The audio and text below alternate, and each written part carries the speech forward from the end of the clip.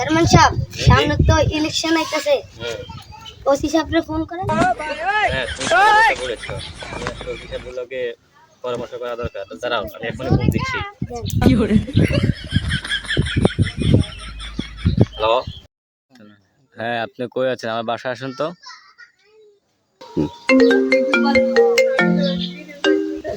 হ্যাঁ চেয়ারম্যান সাহেব।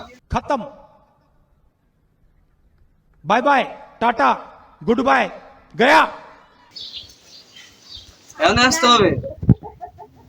ওকে ওকে আসতেছি আসতেছি।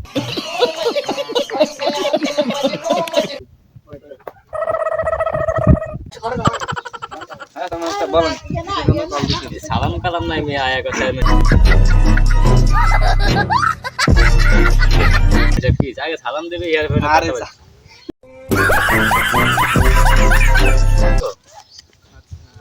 ওরা কথা বলতাম সামনে তো ইলেকশন আছে। আমি তো পুলিশ রে আমরা নিব বয়স হয়ে গেছি।